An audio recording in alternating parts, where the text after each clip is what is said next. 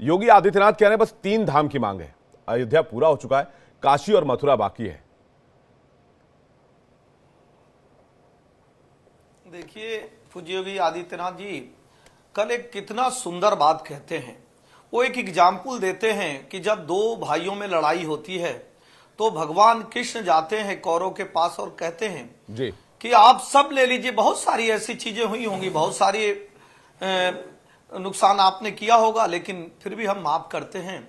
2-3 ऐसे विषय हैं जिसको मिलकर सुलझा लिया जाए तो भाईचारा कायम रहेगा समाज में, और वो नहीं मानता है। उसी प्रसंग की चर्चा करते हुए उन्होंने कहा कि निश्चित तौर पे सब लोग जानते हैं, पूरे भारत के लोग जानते हैं, दुनिया के लोग जानते हैं कि बाबर एक आक्रांता था, वो भारत का था नहीं, और भारत की जमीन पर आकर भारत को टुकड़े करने का कार्य किया। तो जो भारत की जमीनों को टुकड़ा किया, जो भारत की संस्कृति को विध्वंस किया, जो भारत की मानवता को कलंकित किया, भारत की इज्जत लूटने का कार्य किया, भारत के मंदिरों को खंडित किया, ऐसे भारत के लोग कहते हैं कि चलिए आपने हजारों मंदिर तोड़े होंगे, आपने हजारों संस्कृति तोड़ी होगी, आपने लाखों बहनों के आबरू को लूटे होंगे, लेकिन जो काशी मथुरा अयोध्या है वो निश्चित तौर पे सभी लोग जानते हैं एक पुण्य भूमि है, देवभूमि हो, भगवान की भूमि है। अगर उसका मसला मिलकर सॉल्व कर लिया जाए तो बहुत अच्छी बात है, इसमें गुरेज नहीं होना चाहिए। मिलकर सॉल्व करने की बात तो पहले भी हुई थी। अयोध्या भी आप लोग चाहते थे कि मिलकर सॉल्व कर लिया जाए, अयोध्या भी चाहते थे कि कोर्ट के बाहर सेटल हो जाए, लेकिन ऐसा हुआ नहीं। तो बहुत थोड़ी संख्या में आया था, बाकी लोग भी बाबर के नहीं, उनको भी हम अपना मान के इस बात को कहते हैं कि जो हमारा है हमको मिले। बाबर का यहाँ क्या है, बाबर का तो कोई नहीं है जी। मैं बाबर लारी साहब के पास आ रहा हूँ जी। सब भारत वाले, और भारत वाले तो निश्चित तौर पे भारत की संस्कृति की बात करते हैं। तारिक अहमद लारी जी, कोर्ट के बाहर सेटलमेंट हो जानी चाहिए। योगी आदित्यनाथ सीएम है उत्तर प्रदेश के, देश का सबसे बड़ा सूबा है, वहां पर सीएम ये कह रहे हैं कोर्ट के बाहर 2 धामों की ओर सेटलमेंट हो जाए, बातचीत से अगर मिल जाए तो फिर इसमें हर्ज क्या है, बुराई क्या है? देखिए, मैं कुछ बातें कहूँगा, उसमें बीच में इंटरप्ट ना करिएगा तो बेहतर होगा। अगर वहाँ पे जैसा दिखाया जा रहा है कि काशी में मस्जिद में मूर्तियाँ निकल रही हैं या मूर्तियाँ दिख रही हैं या जो भी है मूर्तियों के नक्काशी की हुई है, तो पहले तो मैं ये बताना चाहूँगा कि इस्लाम में सबसे पहली बात है कि आप मूर्तियों के सामने सजदा नहीं कर सकते हैं, नमाज नहीं पढ़ सकते हैं, रुकू नहीं कर सकते, दुआ नहीं मांग सकते हैं। अगर ऐसा कुछ है तो आप खुद ही समझदार हैं जो मैं कहना चाहता हूं, और मुस्लिम समाज भी इस बात को समझता है कि ऐसी जगह पे नमाज पढ़ना हराम है। तो अगर चीज़ हराम है तो ज़बरदस्ती उस पर ज़िद नहीं करनी चाहिए। दूसरा, कानून की बात होनी चाहिए, कानून के हिसाब से काम होना चाहिए। जो कानून 1991 में बना कि 1947 का स्टेटस वो बरकरार रहेगा, तो उस हिसाब से भी काम होना चाहिए। तीसरी बात, इन्होंने मुख्यमंत्री जी ने एक और बात कही थी, मुख्यमंत्री जी ने कृष्ण जी की बात कही थी, तो कृष्ण जी की असाध्य को साधने चले हैं। तो एक बात आपको बता दें, असाध्य को एक ही ने साधा था, उसका नाम था रस खान। बाकी किसी की हैसियत नहीं हो पाई कि उन असाध्य को साध ले। एक ही बंदा था जिसका नाम था रस खान। नाम क्या था? रस खान, जिसने उनको साधा था। तो ऐसी बातें नहीं करनी चाहिए जो अपनी पहुंच से बहुत ऊपर और अपनी लिमिट से बहुत ऊपर है। हमेशा अपने हैसियत के अपने दायरे में रहकर बात करना चाहिए। कानून की बात करें तो ज़्यादा बेहतर होगा, और इस तरह की बातें करने से कोई फायदा नहीं होगा। एच.एस. रावत जी। विवेक जी, बात तो मुख्यमंत्री जी ने बिल्कुल ठीक की है, ये देश के हित में है। अगर प्यार से ये चीज सुलझ जाती है तो देश में भाईचारा बना रहेगा और देश और राज्य विकास की तरफ चल पड़ेगा। मैं एक सेकंड में आ रहा हूं, एसएन सिंह जी मैं आ रहा हूं, एक सेकंड, इसका जवाब लूंगा। रावत जी से एक जवाब ले लें। रावत जी। हाँ, इसलिए बिल्कुल ठीक कहा मुख्यमंत्री जी ने, अगर ये भाईचारा बना रहे और देश की प्रोग्रेस बहुत अच्छी हो सकती है। और फिर दोबारा से अगर कोर्ट के थ्रू अगर हमें मिलता है, जैसे कि भगवान राम का मंदिर अयोध्या में मिला, तो कहीं ना कहीं कुछ लोग विद्रोह की स्थिति में होते रहेंगे। ओवैसी जैसे लोग, कुछ लोग कहीं ना कहीं भड़काते रहेंगे मुसलमान भाइयों को, युवाओं को।